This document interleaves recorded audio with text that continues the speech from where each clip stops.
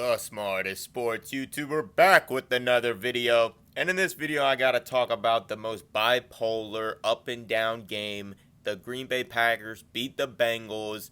And yeah, I felt like I died and came back to life about 8 times in this game. But the Bengals lose to the Packers, and I'll get into it right away. Alright, so first of all, there was some bullshit that happened this game, but we'll start off.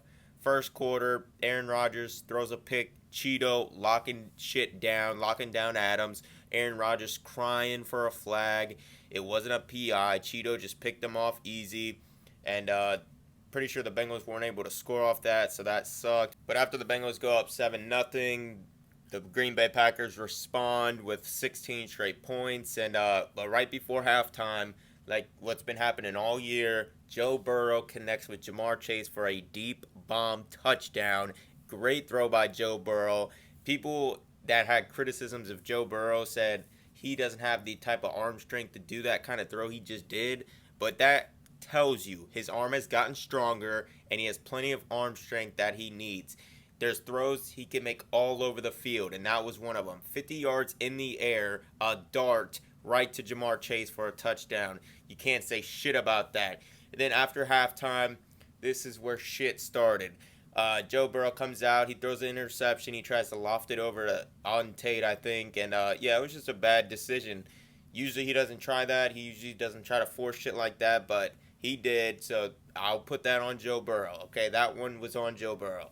But then some bullshit started to happen. All right, Green Bay goes down, kicks the field goal, 19-14, whatever. But when it was 19-14 and the Bengals were driving late in the third, early in the fourth, this is where it all started. T. Higgins had his worst game as a pro. I don't know what the fuck T. Higgins was doing, but T. Higgins on I believe it was a 3rd and 2, drops a wide open pass from Joe Burrow. Hits him right in the chest. He drops it. And then it's 4th and 2. Joe Burrow, like clutch Big Dick Burrow does, he scrambles for the first down on an important 4th and 2 to try to take the lead. And they call a bullshit penalty, a holding penalty on Quentin Spain. There was no holding on that play. He barely even touched him. He let him go right away because Joe Burrow was off and running. And they call it. That's some bullshit right there. That's fucking bullshit. Everyone knows it. And, yeah, that cost the Bengals some points. Green Bay goes down, kicks a field goal, 22-14. Big Dick Burrow leads them back to another clutch late-game drive. Scores a touchdown, hits T. Higgins in the back of the end zone under pressure off his back foot for the 2-point conversion, and then you got a 22-22 game. And this is where shit just fucks up. All right, Aaron Jones gets off to a big run, and I was actually happy that he had that big of a run, because if he would have ran and got to like the 50-yard line, I figured the Bengals wouldn't be able to get the ball back in the end of regulation. The Packers would just run out the clock and try a field goal. But since he got all the way to the 20-yard line, the Bengals were at least guaranteed a shot at the ball. What ends up happening, Bengals defense clutches up. Mason Crosbar doesn't even come close, just misses the field goal. So the Bengals are in position to go down for another game-winning drive like they've been doing all year. Big Dick Burrow leads them down the field, and my man Evan McPherson just shit the bed this game. Really disappointing from Evan McPherson and T. Higgins, but Joe Burrow, Big Dick Burrow, leads them down. Evan McPherson, game on the line, 20 seconds left. Green Bay has no timeouts. If you hit this, game's over. 57-yarder. He hits the center of the post. It's not like it was the far right of the post and it wasn't that close. No, he was an inch off on a 57-yarder. Goes to overtime. The Bengals get the ball back. And I know what people have been shitting on Burrow for. If you actually watch the replay, obviously you know what happened.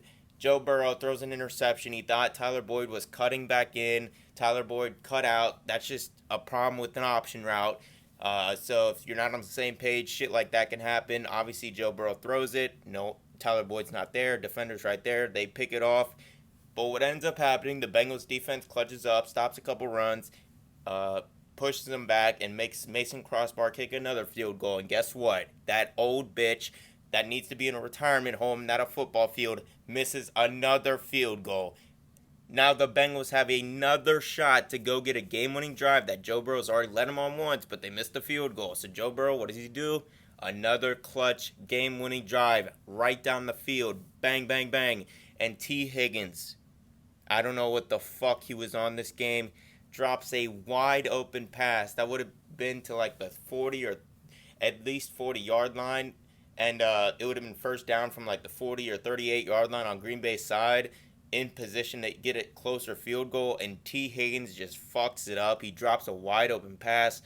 Second time of the game he did that, and then but the Bengals end up getting down further down the field, and this is where the Bengals got robbed, absolutely robbed.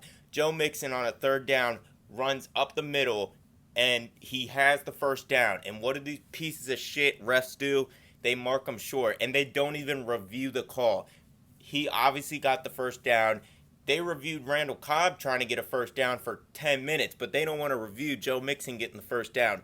Everyone knows that Joe Mixon got that first down. Those are the facts. You can't tell me otherwise, because that's clear as day. He got that first down. They don't review it. That forces a field goal. If the Bengals got the first down there, they could just run the ball farther down the field, and it would probably have been like a chip shot, 40-yard, 39-yard field goal. Instead, it's a 49-yarder, and Evan Big Dick McPherson just had a shit day. He kicks it. It looks like it's going straight down the middle, and then all of a sudden, someone must have, I think the whole stadium must have fucking sneezed or something. That shit pushes wide left out of nowhere. Just pushes wide left after it looks like it's going down the center. I don't know if the left side of the stadium just fucking sneezed that shit to the left, or the right side, I mean. But, yeah, so I guess Evan McPherson, just disappointing day. T. Higgins had his worst day. The offensive line didn't really play that good. Joe Burrow played a lot better than what his stats showed, because he had one bad throw pretty much the whole game. He had a great throw to Jamar. He had some great throws. He pretty much had one bad throw. The first interception, the second interception wasn't really on him. But, yeah, just the Bengals. I guess the one good thing you can take away from this is the Green Bay Packers are obviously a playoff team. They're a really good team. The Green Bay Packers can beat anyone. They'll hang around with anyone.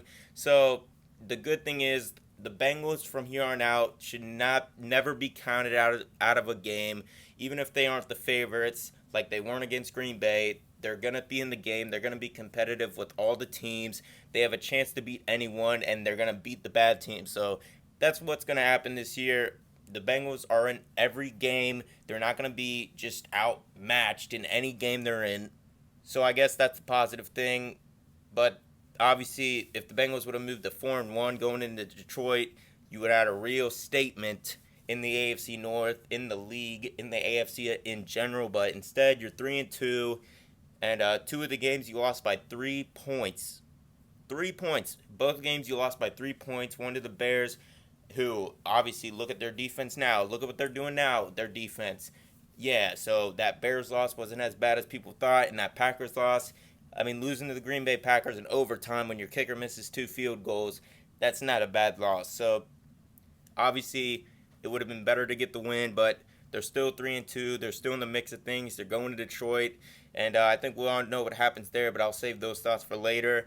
And for the people that are expecting a Justin Herbert video, obviously it will come tomorrow. I'm not going to back away and shy away. I'll put everything in its right context, and I'll drop it tomorrow. So, with that being said, the Bengals got robbed, I think. The refs just fucked us. Evan McPherson had hopefully his worst day in his fucking career. And T. Higgins had hopefully his worst day of his career. Hopefully he never has a game like that again. So the Bengals can hang with anyone. They can beat anyone. And you'll see that later this year. But I'll just leave the video off there. Hit the like button. If you hit the dislike button, you're a bitch. Hit the subscribe button. Keep the channel growing. And you just listen to the smartest sports YouTuber on the planet. That's a fact. And I'm out.